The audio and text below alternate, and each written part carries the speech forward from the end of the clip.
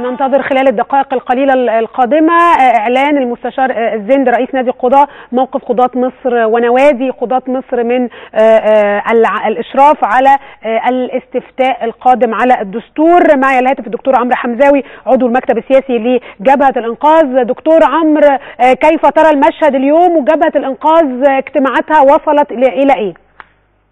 الاجتماعات مستمرة يا لميس، والجبهة ستخرج اليوم على الرأي العام المصري ببيان واضح يدعو إلى استمرار كافة الجهود السلمية لإسقاط الإساءة.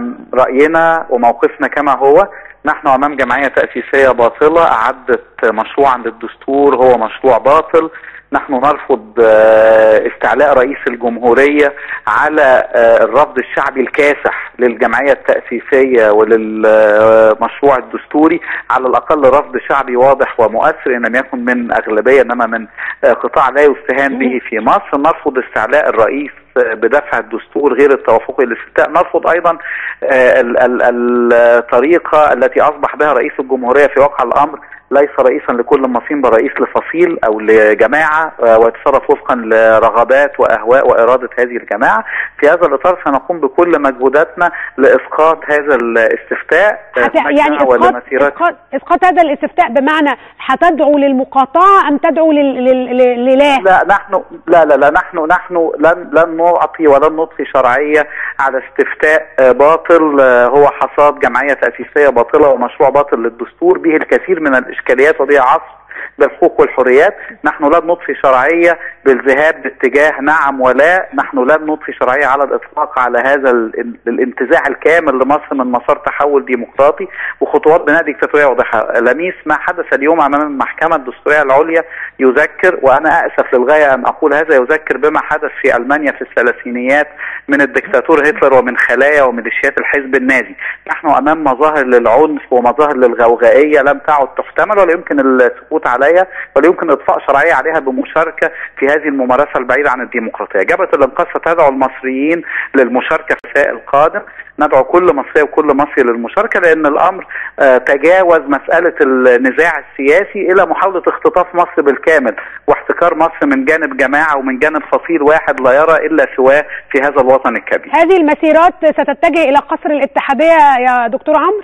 هذا الأمر سيترك إلى الفعاليات الميدانية لكي تقرره. نحن سنتظاهر بصورة سلمية في جميع الميادين على امتداد مصر كلها. لن نتواجد فقط في محافظة القاهرة ولكن عدد من الرموز الوطنية سيكون أيضا في محافظات أخرى.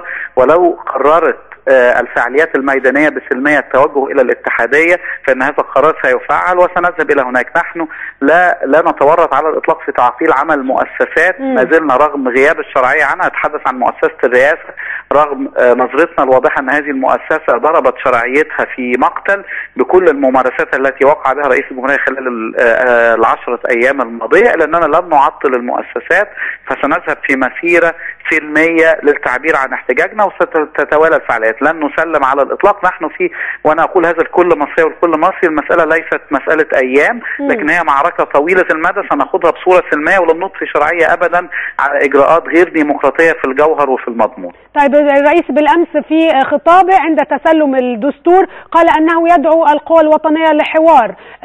كيف تلقيتم هذه الدعوة؟ لا، هذه الدعوة لا معنى لها. لا يمكن أن تضع العربة أمام الحصان ثم تقولي تعالوا إلي أدعوكم إلى حوار. هذه كسوابق كثيرة جدا للأسف اعتدنا عليها من جانب جماعة الإخوان وحزب الحرية والعدالة. دعوة غير حقيقية للحوار بعد أن اتخذت القرارات المؤثرة. إن أريد منا الحضور والجلوس على مائدة لإعطاء شرعية ولإضفاء شرعية على ممارسات لا يمكن أن توصف بالديمقراطية فلن نفعل هذا. هذه دعوة غير حقيقية للحوار ولن نتجاوب معها. نحن أمام عمل هام سلمي شعبي لإسقاط الاستفتاء على الدستور ولن نعترف بشرعيته أبدا. فدعوة رئيس الجمهورية للحوار هي في واقع الأمر متأخرة للغاية وبعد أن أخذ هو القرارات وفقا لما تمليه عليها وفقا لما يعتقد هو انه اراده الجماعه ورغبه الجماعه. شكرا، اشكرك دكتور عمرو حمزاوي عضو المكتب السياسي لجبهه الانقاذ، ومعي ايضا النائب السابق الاستاذ مصطفى الجندي القيادي بحزب الدستور. استاذ مصطفى، يعني النهارده حصار المحكمه الدستوريه، وماذا تنتوون ان تفعلوا؟ استاذ مصطفى. طيب مش معايا الاستاذ مصطفى الجندي، معانا يا جماعه ولا لا؟ طيب حتى يعود لنا الاستاذ مصطفى الجندي، احنا برضو لسه في انتظار المستشار الزند، لكن استطلاع للراي اجراه مركز بصيره لتقييم اداء الرئيس خلال 5 أشهر في قصر الرئاسه. والحقيقه مركز بصيره ده احد المراكز التي كانت استطلاعاتها للراي قبل الانتخابات